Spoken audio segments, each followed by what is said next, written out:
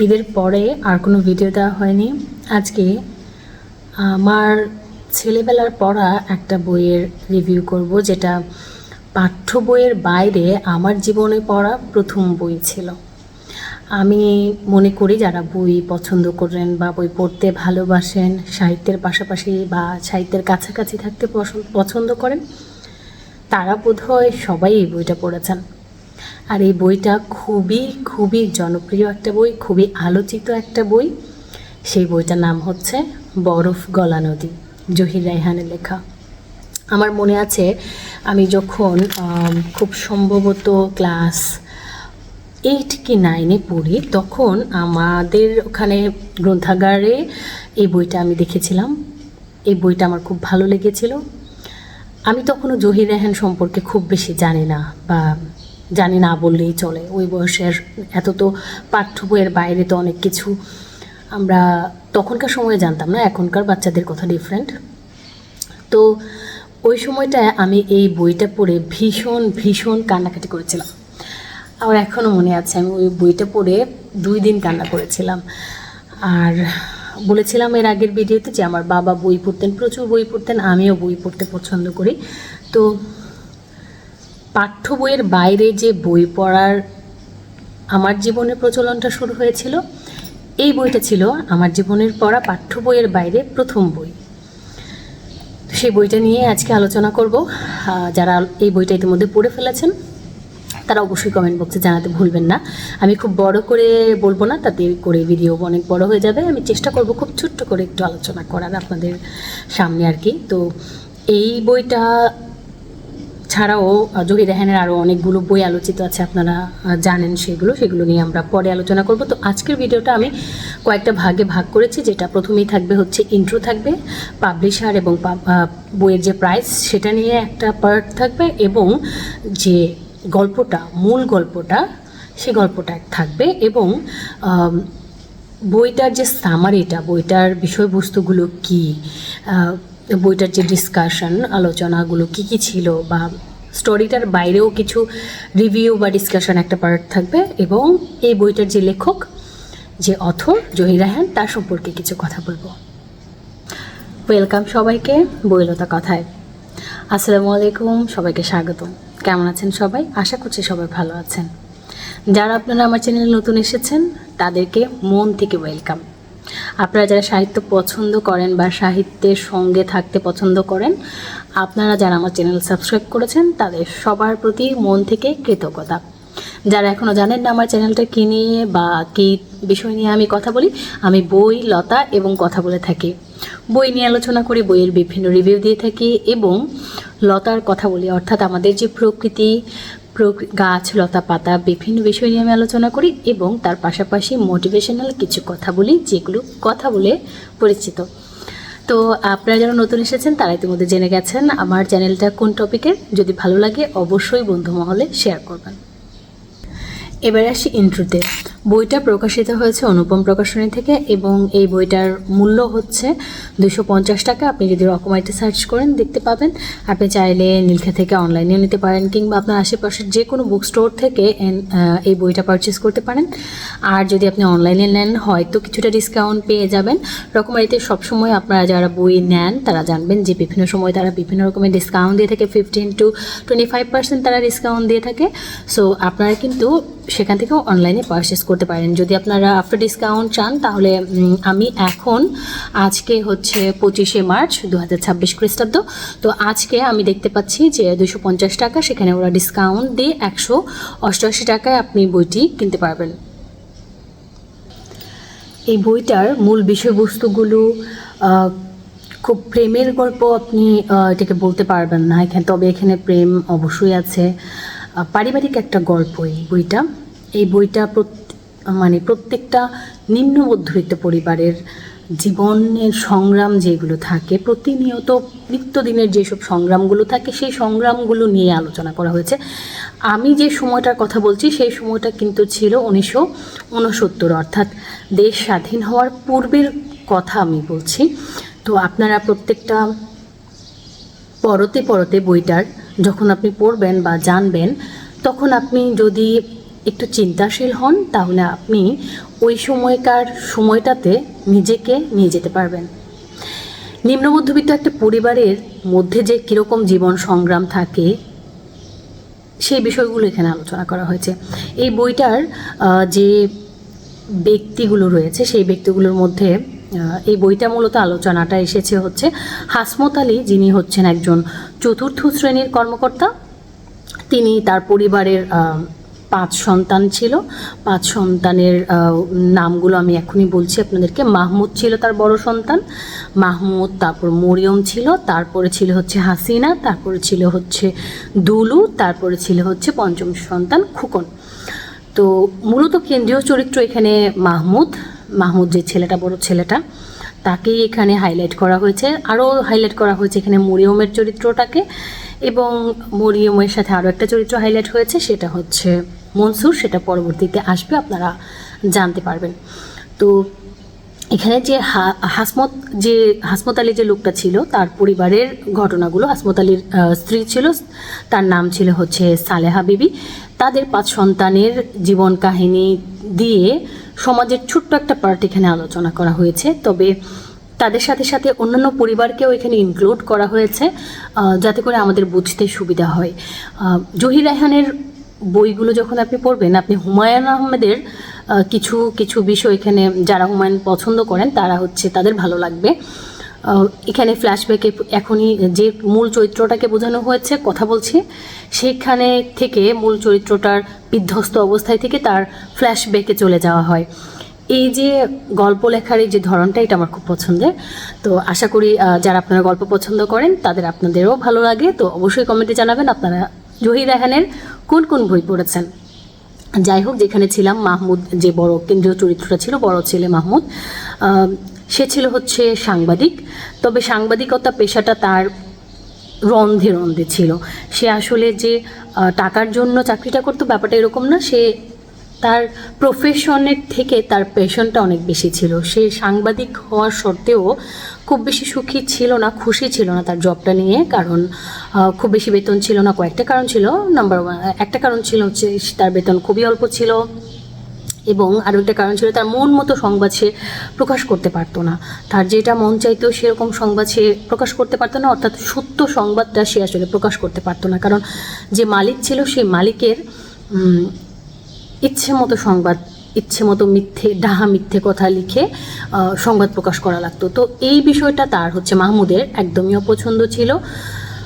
তো সে আসলে মননে ছিল তার আসলে সাংবাদিকতা, কিন্তু সাংবাদিকতার কাজটা করে সে তৃপ্ত হতে পারছিল না। এরকম একটা টানাপোড়েনের অবস্থায় ছিল মাহমুদ তার জীবন নিয়ে।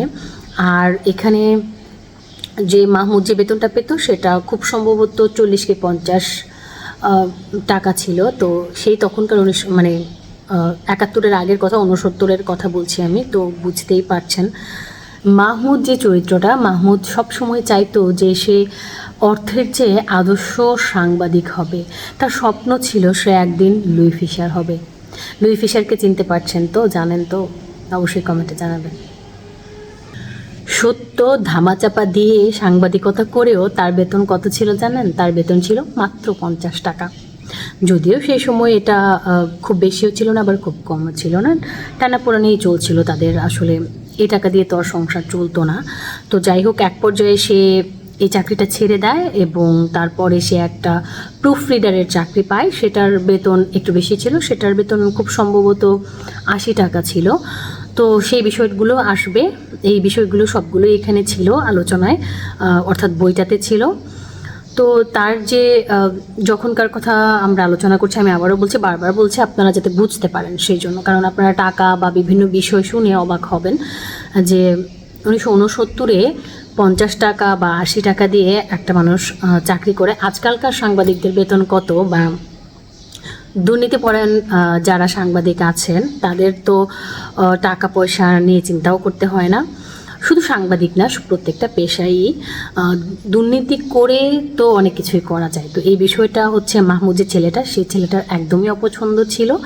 আর মাহমুদ হচ্ছে মন থেকে অর্থবান মানুষদেরকে আসলে সে দেখতে পারতো না, পছন্দ করতো না, তার একদমই সহ্য হতো না ওইসব মানুষদেরকে। সে মনে করতো এটা যে অর্থবিত্তটা মানুষ বানাই হচ্ছে দুর্নীতি করে, 7-5 বলে বা মানুষ ঠকিয়ে, লোক ঠকিয়ে বা খারাপ কিছু করে অর্থবিত্ত বানায়। তো এই জায়গা থেকে তার একটা ধারণা তার মধ্যে একটা তৈরি হয় যে সে আসলে বিত্তবানদেরকে পছন্দ করে না। শুধু যে বিত্তবানদের প্রতি তার ক্ষোভ ছিল তা কিন্তু নয়, তার সৃষ্টিকর্তার প্রতিও সে আসলে খ্যাপা ছিল। এই জায়গাটা সে যে সৃষ্টিকর্তাকে পছন্দ করতো না বা মানতো না, ব্যাপারটা এরকম না। সে মানতো, কিন্তু হচ্ছে তার একটা ক্ষোভ ছিল বা তার একটা আক্ষেপ ছিল সৃষ্টিকর্তার প্রতি। সেই জায়গাটা থেকে সে একবার তার মাকে একটা কথা বলেছিল, যে আমি কথাটা লিখে রেখেছি, আমি পড়ে শোনাচ্ছি আপনাদেরকে। মা, রোজ 5 বেলা যার কাছে মাথা ঠেকো, তাকে ভুলেও জিজ্ঞাসা করতে পারো একবার, এত স্বাদ আহ্লাদ দিয়ে কেন সেগুলো পূরণ করার সামর্থ্য দেন নাই তিনি। উচ্চবিত্ত আর নিম্নবিত্তের যে বৈষম্য চমৎকারভাবে সহজ সরল এবং সাবলীল ভাষায় তিনি আসলে আলোচনা করেছেন, অর্থাৎ জহির রায়হান তার বইয়ে সুন্দর করে উচ্চবিত্ত আর নিম্নবিত্তদের যে পার্থক্যগুলো হয়, বিভেদগুলো হয়, সেগুলো এখানে তুলে এনেছেন তিনি। তো নিম্নবিত্ত পরিবারগুলোর যে আলোচনা বা জীবনযাপন, সেগুলো কিন্তু আপনারা হচ্ছে হুমায়ুন আহমেদ পড়েন, তারা জানেন যে হুমায়ুন আহমেদের লেখায় অনেক অনেক অনেক অনেক অনেক অনেক অগণিত পরিবারের কাহিনী বা গল্প তিনি তুলে এনেছেন। ঠিক এরকমই একটা গল্প হচ্ছে এই বরফ গলা নদী। তো যারা খুব একটু সফট হার্টেড আছেন, তারা এই বইটা পড়ে অবশ্যই কাঁদবেন, আমার বিশ্বাস। উচ্চবিত্ত আর মধ্যবিত্ত বা নিম্নবিত্তর যে বিভেদ, সেটা তো এখানে রয়েছে, তার পাশাপাশি এই গল্পটার একটা ট্র্যাজিক এন্ডিং রয়েছে, সেটা একটু পরে জানতে পারবেন। এবার আসে তাদের যে মেয়ে ছিল, অর্থাৎ মাহমুদের পরে তাদের একটা মেয়ে ছিল মরিয়মের কথায়। মরিয়ম হচ্ছে সে টিউশন করে তার নিজের যে খরচপাতি পড়াশোনা সেগুলো চালাতো, এবং তার ছোটো ভাই বোন যারা ছিল তাদের ছোটো ছোটো স্বাদ আহ্লাদ পূরণ করতো, বা পরিবারকে যতটুকু পারতো ততটুকুই সে হেল্প করতো আর কি। সে আর কতটুকু হেল্প করবে। তো কিন্তু সে নিজের আরও যে পড়াশোনা করবে সেটার ইচ্ছাটা তার ছিল, কিন্তু সামর্থ্য ছিল না যদিও। তো একবার মরিয়ম যে টিউশন করতো, সেলিনা নামের একটা স্টুডেন্টকে মরিয়ম টিউশন দিত। তো এক পর্যায়ে সেলিনার একটা আত্মীয় ছিল, কোনোভাবে খালাতো মামাতো চাচাতো কিছু একটা ভাই ছিল মনসুর নামে। তো সেই মনসুর তাকে হচ্ছে মরিয়মকে একটু পছন্দ করে, তো মরিয়মকে ফলো করে, এরকম মরিয়মের খুঁটিনাটি খোঁজখবর নেয়, রাখে। তো এদিকে সেলিনা স্টুডেন্টটার মা চিন্তা করছিল যে মনসুরের সাথে এই সেলিনা স্টুডেন্টটার বিয়ে দিবে। তার জন্য মরিয়মকে জিজ্ঞেস করছিল, মরিয়ম তোমার কেমন লাগে মনসুরকে? তো মরিয়ম ভালো বলেছিল, কিন্তু মনসুর কিন্তু সেলিনাকে না, মনসুর হচ্ছে মরিয়মকে, অর্থাৎ সেলিনার টিচারকে পছন্দ করে। তো একবার মরিয়ম হচ্ছে অসুস্থ হয়, তারপর হচ্ছে 7 দিন ও যেতে পারেনি, তারপর হচ্ছে সে কোনোভাবে তাদেরকে বলে দেয় যে সে আর যাবে না। কিন্তু এদিকে মনসুর তো তাকে প্রতিদিন দেখে রাস্তায় দাঁড়িয়ে দাঁড়িয়ে। তো মনসুর দেখছে যে সে আসছে না, দেখে তার ঠিকানা নিয়ে তাদের বাড়িতে চলে যায় যে কেন সে আসছে না এরকম। তো বাড়িতে যাওয়ার পরে তো তাদের বাস্তবতা তো মনসুর দেখতে পারে যে খুবই দারিদ্র পীড়িত একটা ফ্যামিলি এটা। সে তো মনসুর কিন্তু এখানে বিত্তবান ছিল, মনসুরের অনেক টাকা পয়সা ছিল। তো সে হচ্ছে তার মরিয়মদের বাড়িতে যখন যেত, প্রায় এখন যাওয়া শুরু করলো। আর যখন তার ছোটো ভাই বোনদের জন্য বিভিন্ন জিনিসপত্র নিয়ে যেত, কেনাকাটা করে নিয়ে যেত। তারপর মনসুরের গাড়ি ছিল, তাদেরকে গাড়িতে করে ঘোরাতো, মানে বিভিন্নভাবে তাদেরকে আর্থিকভাবে সাহায্য করা শুরু করলো। অর্থাৎ তাদের একটা মাথার কি বলবো, এটা বটগাছ হওয়ার মতো একটা অবস্থা হয়ে গেল। তার বাবা মা সহ বাড়ির যে অন্যান্য ভাই বোনরা ছিল সবাই তাকে খুবই পছন্দ করতো। তারা একটা ফ্যামিলি বন্ডিং তাদের মধ্যে একটা তৈরি হলো। কিন্তু মরিয়মের যে বড় ভাই ছিল মাহমুদ, সে কিন্তু তাকে পছন্দ করে না, মনসুরকে পছন্দ করে না। কারণ ওই যে মাহমুদ তো বিত্তবানদের পছন্দ করে না, সেই জন্য মাহমুদের একটা দ্বিমত ছিল এই যে সুসম্পর্কটা তৈরি হচ্ছে সেটাতে। কিন্তু এদিকে মরিয়মের বাবা মা বলেন, তারপর হচ্ছে অন্যান্য ভাই বোনরা সবাই মিলে আসলে মনসুরকে খুব পছন্দ করতে শুরু করে। এদিকে আস্তে আস্তে তাদের মধ্যে একটা প্রেমের সম্পর্ক তৈরি হয়। এখানে অনেক কিছু আলোচনা আছে, এখানে প্রেমের কাহিনীগুলো বা বিভিন্ন অ্যাঙ্গেল থেকে বিভিন্ন কিছু অনেক খুঁটিনাটি বিষয় এখানে আলোচনা হয়েছে। তো মরিয়মের পরিবার মনসুরকে পছন্দ করতে শুরু করে, তবে এখানে একটু ফ্ল্যাশব্যাকে যেতে হবে আমাকে, কারণ হচ্ছে মরিয়মের একটা ওই যে মাহমুদের একটা ফোবিয়া ছিল বড় লোকদের, আর মরিয়মের ছিল পুরুষদেরকে সে পছন্দ করতো না, সব পুরুষদেরকেই সে খুব নেগেটিভভাবে চিন্তা করতো। মরিয়মের ফ্ল্যাশব্যাকে যদি একটু যাই, মরিয়মের একটা কথা ছিল এরকম যে সব পুরুষই সমান, ওরা চায় শুধু ভোগ করতে, প্রেমের কোনো মূল্যই নেই ওদের কাছে। এই দেহটা পাবার জন্য তারা কত রকম অভিনয় না করতে পারে। কেন মরিয়মের এরকম ধারণা, এই বিষয়টা একটু পরে জানতে পারবেন। কেন আসলে তার ছেলেদেরকে নিয়ে এত বেশি দ্বিমত, আবার এদিকে মনসুর কীভাবে আসলো তাহলে তার জীবনে, অপেক্ষা করতে থাকুন, ভাবতে থাকুন, একটু পরে জানতে পারবেন। যাই হোক, যেখানে ছিলাম, মরিয়ম হচ্ছে টিউশন করতো, সে টিউশন করতে গিয়ে যে মনসুরের সাথে পরিচয় হলো, তাদের সাথে একটা প্রেমের সম্পর্ক তার সাথে তৈরি হলো। এক পর্যায়ে মনসুর হচ্ছে মরিয়মের বাবা মাকে প্রপোজাল দেয় বিয়ের, তো সেখানে পারিবারিকভাবেই তাদের আসলে বিয়েটা হয়। কিন্তু এই বিয়েটাতে হচ্ছে মরিয়মের যে বড় ভাই মাহমুদ, সে হচ্ছে দ্বিমত পোষণ করে, সে এই বিয়েটাতে একদমই রাজি ছিল না। কেন রাজি ছিল না? কারণ হচ্ছে মনসুরের অনেক টাকা পয়সা, তার ধারণা ছিল তার বাবা মার এই বিয়েটাতে রাজি হয়েছে বা এই সম্পর্কটা মেনে নিয়েছে, কারণ হচ্ছে মনসুরের অনেক টাকা পয়সা আছে, সেই জন্য তার বাবা মাকে সে অনেক কথাও শুনিয়েছে, বা এখানে অনেক বিভেদপূর্ণ কথাবার্তাও রয়েছে। সো ওইদিকে না যাই, বা সবগুলো তো বলা সম্ভব না। তবে মনসুর ছেলেটা মানুষ হিসেবে বেশ ভালো ছিল, এবং অর্থবিত্ত তো তার ছিলই। কিছুদিন পরে তাদের সুখে সংসার কাটতে লাগলো, কয়েক মাস গেল তাদের, মরিয়ম এবং মনসুরের সুখের সংসার। তো 2-3 মাস পরে একবার মনসুর হচ্ছে কোনোভাবে জানতে পারে যে মরিয়মের একটা পাস্ট ছিল। ওই যে বলেছিলাম যে মরিয়মের একটা খুবই দুঃখজনক একটা পাস্ট ছিল, যে পুরুষদেরকে সে পছন্দ করতো না, সেটা এবার সে জেনে গেল যে মরিয়মের অন্য কোথাও একটা রিলেশন ছিল, এবং মরিয়ম ভেগে গিয়ে তার ওই ছেলেটাকে বিয়ে করেছিল, এবং বা এরকম কিছু একটা জানতে পারে। তো সে যখন বাইরে থেকে কথাটা জানলো, সে হচ্ছে মরিয়মের কাছ থেকে পুরো বিষয়টা আসলে জানতে চাচ্ছিল যে আসলে ব্যাপারটা কি হয়েছে। তো মরিয়ম তো খুবই অনেস্ট একটা মেয়ে, খুবই সহজ সরল এবং সত্যবাদী একটা মেয়ে। ওই যে 4র্থ শ্রেণীর কর্মচারী, সে তার সন্তানগুলোকে আদর্শ সন্তান হিসেবেই গড়ে তুলেছে, এবং সৎ মানুষ হিসেবে সে আসলে বড় করতে পেরেছে। যারা আসলে সৎ পথে থেকে ইনকাম করে চলে, তাদের আসলে জীবন অনেক কষ্টের যায়, কিন্তু তারা অনেক মানবিক হয় এবং বিবেক বোধ হয় তাদের বাচ্চা কাচ্চাদের। যাই হোক, যেটা বলছিলাম যে মরিয়মের হাজব্যান্ড মনসুর জানতে পারে যে তার একটা সম্পর্ক ছিল।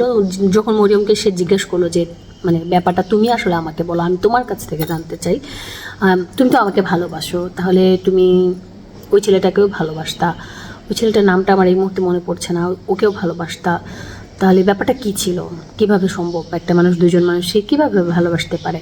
এটা কি সম্ভব? তো মরিয়ম হচ্ছে সব কিছু সত্য বলে যে হ্যাঁ, আমার একটা সম্পর্ক ছিল, আমরা দুজন পালিয়ে গিয়েছিলাম, একটা হোটেলে ছিলাম, আমরা ততদিন ছিলাম, তারপর হাতে যা টাকা পয়সা ছিল সেগুলো খরচ করেছি, শেষ হওয়ার পরে ওই ছেলেটা আমাকে হোটেলে রেখেই পালিয়ে যায়, সেখান থেকে আর কোনো যোগাযোগ হয়নি। তো মনসুর এই কথাগুলো শুনে, এবং তাদের দিন যেতে থাকে, খুবই খারাপ দিন তাদের যাচ্ছে, এই কথাগুলো মনসুর হচ্ছে নিতে পারে না, অতটা সহজভাবে বা ইজিভাবে নেওয়ারও কথা না, যে সে আসলে বলতে থাকে এরকম করে, মানে মরিয়মকে সে আসলে এক ধরনের কটাক্ষই করতে থাকে, ইনসাল্টিং কথাবার্তা বলতে থাকে তার অতীত নিয়ে, যে তুমি একজনের বুকে মাথা রেখে শুয়েছিলে, মানে তাদের ইন্টিমেসির ব্যাপারগুলো দিয়ে তাকে আসলে খোঁটা দিতে থাকে, পার্সোনালি তাকে অ্যাটাক করতে থাকে আর কি, যে তাহলে তুমি আমার এখানে কীভাবে, আমার এই জিনিসটা নিতে পারছি না আমি, আমার তোমাকে ভালো লাগছে না, বা এরকম অনেক ঝগড়াঝাটি হয় প্রতিদিন তাদের, এরকম খারাপ সময় যাচ্ছে ইদানিং। তারপর এক পর্যায়ে একদিন হচ্ছে মনসুরের সাথে মনসুর আসলে মানে সরাসরি সে বলছে না আর কি যে তুমি আমার বাড়ি থেকে বের হয়ে যাও, কিন্তু সে এমন আচরণ করছে, সে আসলে মরিয়মকে বাধ্য করছে এই বাড়ি থেকে নিজ থেকে বের হয়ে যেতে। বলে না যে হাতে মারবো না ভাতে মারবো, সেই বিষয়টাই আর কি মনসুর করছিল মরিয়মের সাথে। তো মরিয়ম হচ্ছে তার কিছু জামা কাপড় গুছিয়ে এখান থেকে চলে যায়, বাবার বাড়িতে চলে যায়, আবার পুনরায় সেই বাবার বাড়িতে চলে যায়। তো আর রাতের বেলা তখন একসাথে সবাই খাওয়া দাওয়া করে। আর তখন হচ্ছে মরিয়মের যে ভাই মাহমুদ, সে হচ্ছে একটা ওই যে সাংবাদিকতার চাকরিটা ছেড়ে একটা প্রুফ রিডারের জব নেয়। ওই 50 টাকা বেতনের চাকরিটা ছেড়ে সে একটা 80 টাকা বা 90 টাকার একটা জব তার হয়, একটু ভালোই যাচ্ছিল। তো তখন সে সবাই রাতের খাবার দাবার একসাথে খেয়ে, মাহমুদ হচ্ছে তার কাজের জন্য একটু বাইরে যেতে হয়, ফোন আসে এবং কাজের জন্য একটু বাইরে যেতে হয়। তো সে হচ্ছে প্রুফ রিডিংয়ের কাজে বাইরে চলে যায় এবং তারা সবাই খেয়ে দিয়ে ঘুমিয়ে পড়ে এরকম।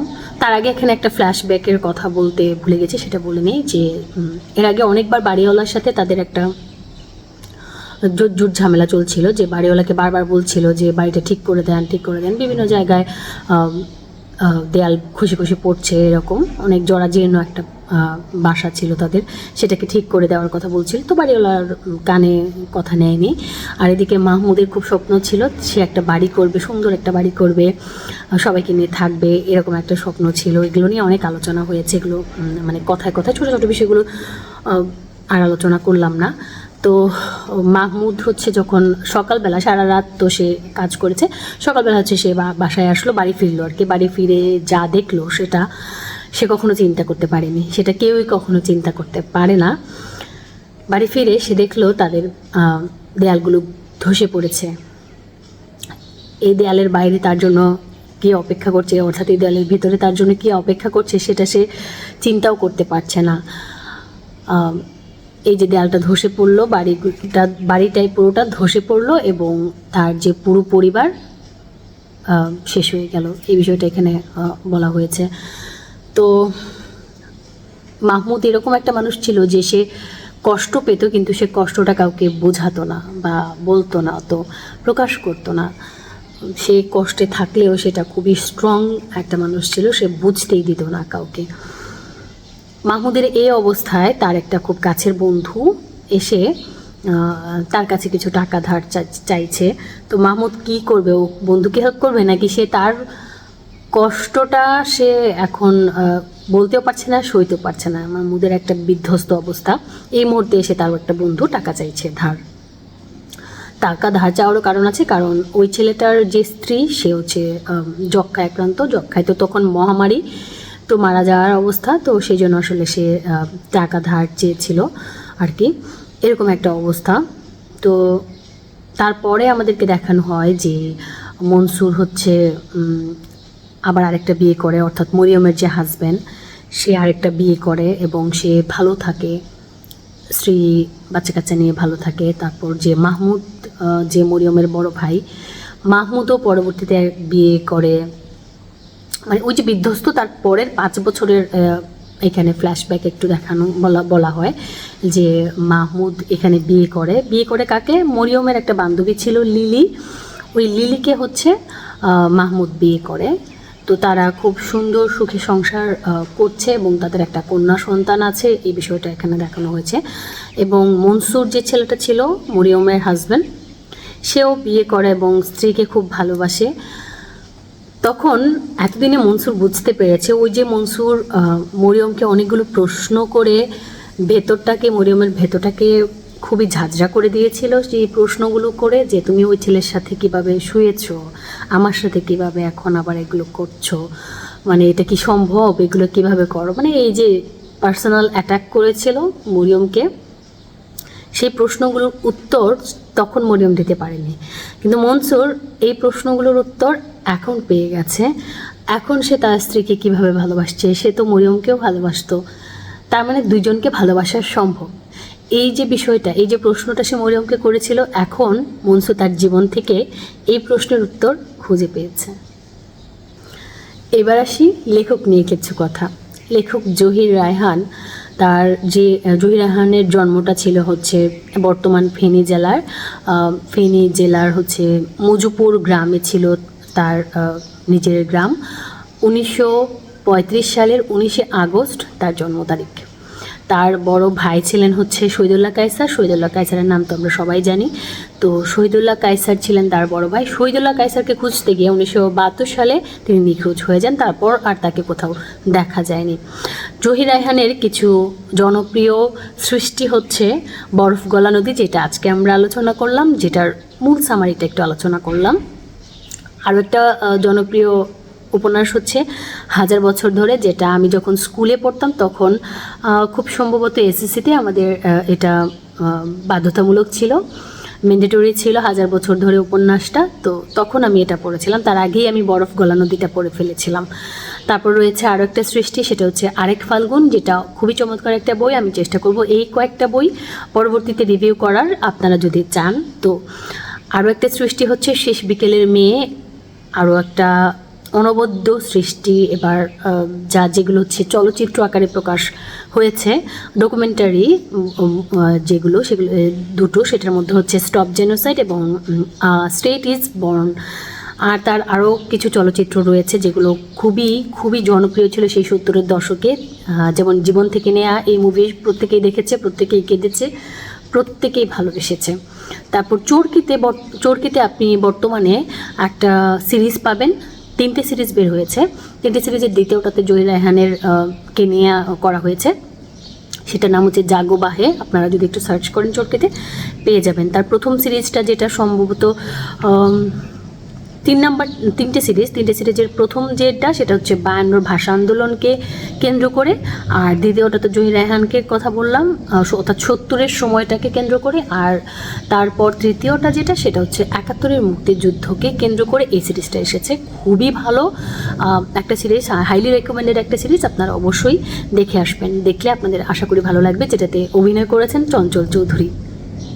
জহির রায়হান স্বাধীনতা দিবস পুরস্কার, বাংলা একাডেমি পুরস্কার, এমনকি 21শে পদক পুরস্কারও লাভ করেছেন তার অনবদ্য সৃষ্টির জন্য। অবশ্যই বই পড়বেন, বইয়ের সাথেই থাকবেন। আর যারা আজকের ভিডিওটা পছন্দ করেছেন তারা অবশ্যই লাইক, কমেন্ট এবং শেয়ার করতে ভুলবেন না। কেমন লেগেছে আজকের ভিডিও অবশ্যই কমেন্টে জানাবেন। দেখা হচ্ছে পরবর্তী ভিডিওতে, সেই পর্যন্ত ভালো থাকবেন, ভালো রাখবেন। আল্লাহ হাফেজ, আসসালামু আলাইকুম।